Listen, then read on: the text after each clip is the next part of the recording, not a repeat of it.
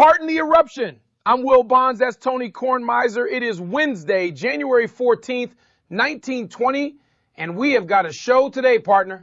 We sure do, Will Bonds. Jack Kearns is out in Los Angeles trying to scrub the word slacker off Jack Dempsey with a wire brush, and New Jersey just slammed the door on the champion's face.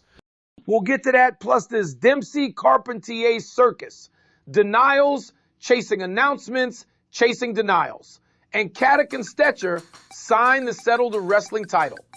Wrestling. Real ball, Will Bonds. Real ball. You walked in here looking for a fight, Tony. I always am. You're sitting across from me. All right. Jack Kearns from Los Angeles signed statement. Dempsey was Class 4A, married, supporting a mother, an invalid brother, and a sister. Made no claim for exemption. He worked in a shipyard, Will Bonds. He riveted. Meanwhile, fellas with rifles were riveting back. Kearns says Dempsey boxed war charity benefits, about $100,000 raised, paid his own traveling, took no purse, was broke for it. And yet the American Legion posts in Texas, Colorado, Indiana, Ohio are passing resolutions against him. And now the New Jersey Athletic Commission says he doesn't box in their state. That's not nothing. It's mob stuff, Tony. Will Bonds is telling you. The man was reclassified by his board. End of story.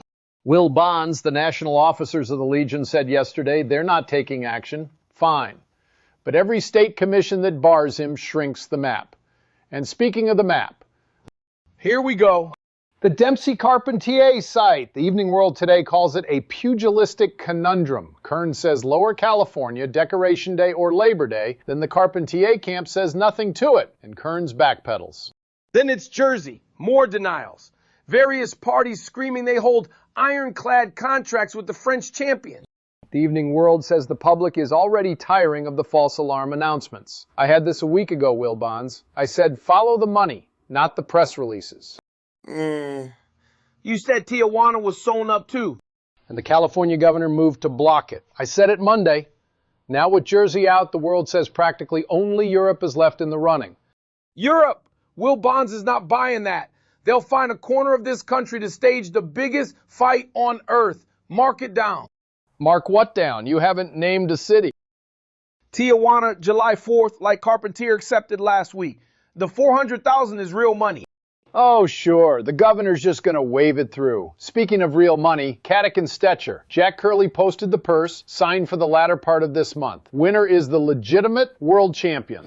And Curley's brought wrestling up to a high plane. Packed Madison Square Garden.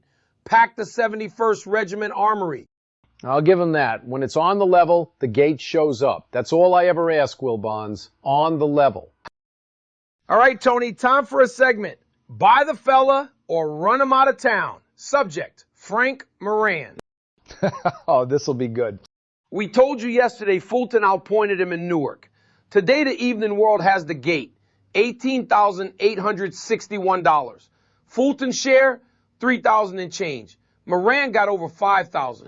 $5,000 to get cut up around the head. Slashing hooks, hard jabs. Moran's a mess. And he's already talking about Charlie Weinert next in Newark. Moran himself says Fulton was hitting better than the night Fulton knocked him out in New Orleans.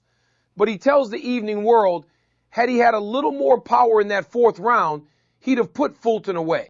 If I'd hit him harder, I'd have won. Will Bonds. That's the eulogy on every heavyweight's tombstone. He says he's going to the country, the backwoods, live in the open, get the stamina back. Will Bonds is buying him.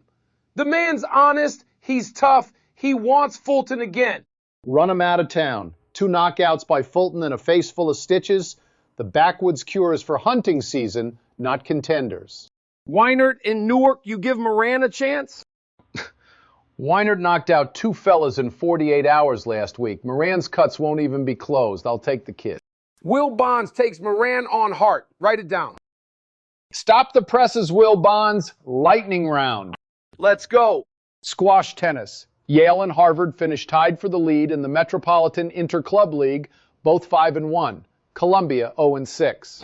But Duncan Bulkley of Columbia took down Yale's Livingston Platt, 11-15, 18-13, 17-14. A real surprise. Consolation prize. The title's on a neutral court. Harvard the slight favorite with Dana, national champion Appel, and Winston. Front page of Fish Wrapper, Tony. Squash tennis at the university clubs? Front page in my New York. Fish Wrapper in your Chicago. Next, the Grand Circuit stewards in Syracuse adopted the harness schedule. Cleveland opens July 5th, Lexington closes October 16th, Atlanta the 18th, and Toledo got 2 weeks. Toledo with 2 weeks of trotting. Big noise, small potatoes, or bologna? Small potatoes. Wake me at Saratoga. Ice yachts at Red Bank. Thomas Irving Brown's Say Win wins the first leg of the Powers Cup.